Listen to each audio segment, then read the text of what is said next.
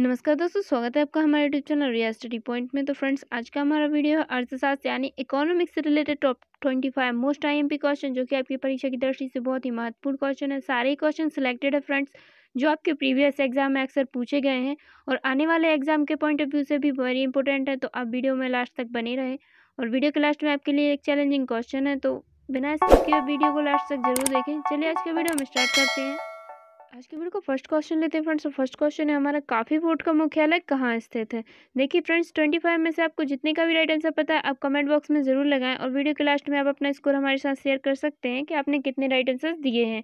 और यहाँ पे हमारा राइट आंसर होगा ऑप्शन है बेंगलुरु कर्नाटक। काफी बोर्ड का मुख्यालय यह बेंगलुरु कर्नाटक में स्थित है। और यही बात करें हम कोलकाता पश्चिम बंगाल की, तो यहाँ पर चाय बोर्ड का मुख्यालय है। और यदि बात करें हम यहाँ पे गुंटूर आंध्र प्रदेश की, तो यहाँ पर तम्बाकू बोर्ड का मुख्यालय है। और यदि बात करें हम कोट्टायम केरल की, तो यहाँ पे रबर बोर्ड का मुख्यालय है। तो आप ये भी याद रखें, इन सभी को याद रखें, आप इम्पोर्टेंट फैक्ट है। क्वेश्चन नंबर सेकंड है, राष्ट्रीय विकास परिषद का गठन कब किया गया था। तो राष्ट्रीय विकास परिषद का गठन 6 अगस्त 1952 को किया गया था, यानी यहाँ से हमारा ऑप्शन भी राइट हो जाएगा। और यदि बात करें यहाँ पे हम 15 मार्च 1951 की, तो 15 मार्च 1951 को योजना आयोग की स्थापना की गई थी एवं 1 जनवरी 2015 कब 1 जनवरी 2015 से इसको नीति आयोग में बदल दिया गया था, यानी जो योजना आयोग का नाम है यह 1 जनवरी 2015 से नीति आयोग कर दिया गया था। तो आप इसे भी याद रखें। क्वेश्चन नंबर थर्ड है, भारत में मुद्रा की दशमलव प्रणाली कब अपनाई गई। तो फ्रेंड्स, यहाँ आपको बताना है जो भारत में मुद्रा दशमलव प्रणाली है यह कब अपनाई गई थी। तो यहाँ पे हमारा राइट आंसर होगा ऑप्शन है 1 अप्रैल 1957 को। भारत में मुद्रा की दशमलव प्रणाली 1 अप्रैल 1957 को अपनाई गई। तो यहाँ से आप इसको याद रखेंगे। क्वेश्चन नंबर 4 है, भारत में राष्ट्रीय आय को मापने के लिए प्रयोग किया जाने वाला आधार वर्ष क्या है। तो जो राष्ट्रीय आय को मापने के लिए प्रयोग किया जाने वाला आधार वर्ष है यह 2011 से 2012 है, यानी यहाँ से हमारा ऑप्शन सी राइट हो जाएगा। और वर्ष 2011 से 12 और इसे जनवरी 2015 में जनवरी 2015 में केंद्रीय सांख्यिकी संस्था की अनुशंसा पर अपनाया गया था। तो आप ये भी याद रखें। क्वेश्चन नंबर 5 है, भारतीय अर्थव्यवस्था का पायनियर किसे कहा जाता है। तो भारतीय अर्थव्यवस्था का पायनियर डॉक्टर मनमोहन सिंह को कहा जाता है, यानी यहाँ से हमारा ऑप्शन ए राइट हो जाएगा। और भारतीय अर्थव्यवस्था का पायनियर या इन्हें हम भारतीय अर्थव्यवस्था के उदारीकरण का अग्रदूत भी कह सकते हैं। और भारतीय अर्थव्यवस्था में उदारीकरण वर्ष 1991 में शुरू हुआ था। तो आप ये याद रखें। और उस समय डॉक्टर मनमोहन सिंह भारत के वित्त मंत्री थे, इसीलिए इन्हें भारतीय अर्थव्यवस्था का पायनियर कहा जाता है। तो इम्पोर्टेंट है, आप इसे याद रखें। क्वेश्चन नंबर 6 है, राष्ट्रीय किसान आयोग का गठन कब किया गया। तो राष्ट्रीय किसान आयोग का गठन 2004 में किया गया था, यानी यहाँ से हमारा ऑप्शन सी राइट हो जाएगा। और यदि बात करें कि जो राष्ट्रीय किसान आयोग है इसका गठन किसकी अध्यक्षता में किया गया, तो MS स्वामीनाथन। कौन? MS स्वामीनाथन की अध्यक्षता में इसका गठन किया गया था। और स्वामीनाथन को भारत में हरित क्रांति का जनक कहा जाता है। तो आप इसे याद रखेंगे। और कभी आपसे पूछा जाए कि राष्ट्रीय किसान आयोग का मुख्यालय कहाँ पे है, तो इसका मुख्यालय है दिल्ली। तो आपको ये भी याद रखना है, कहाँ पर है, दिल्ली।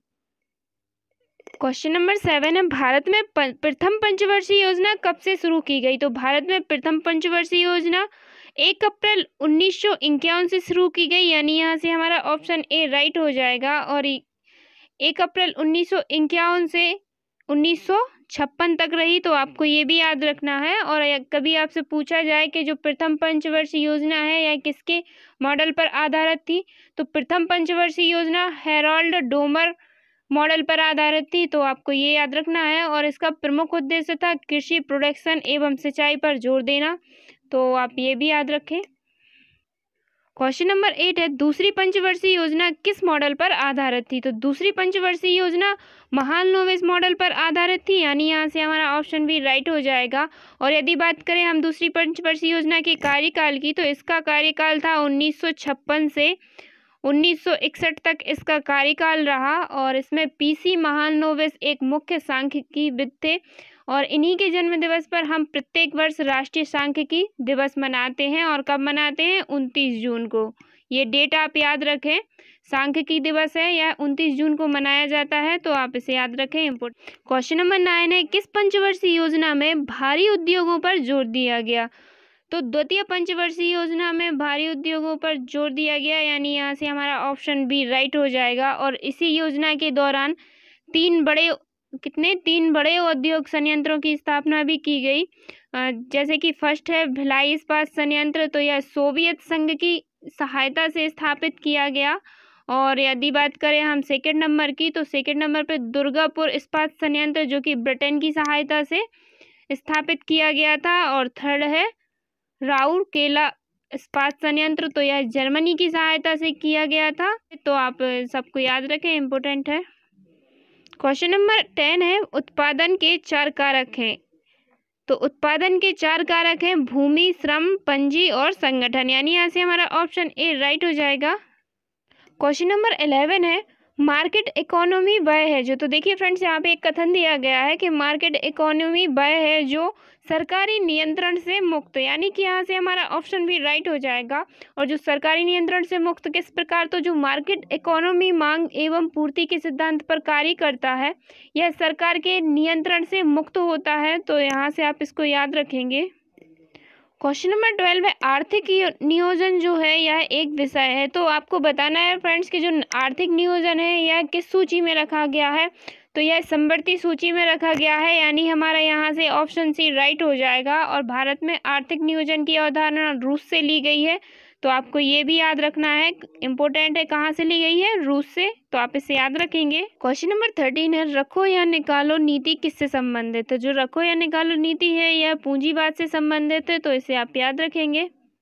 क्वेश्चन नंबर 14 है, निर्धनता का दुष्चक्र की अवधारणा किसने दी? तो निर्धनता के दुष्चक्र की अवधारणा यह रेगनर नरकसे ने दी, यानी यहाँ से हमारा ऑप्शन भी राइट हो जाएगा। और यह निर्धनता दुष्चक्र है क्या, तो समझ लीजिए फ्रेंड, यहाँ पे इस अवधारणा के अनुसार अल्प विकसित देश निर्धनता के लिए उत्तरदायी और अनेक कारकों के चक्र में फंसे रहते हैं। इन कारकों से बाहर निकल पाना कठिन होता है, इसीलिए वह देश निर्धन बना रहता है।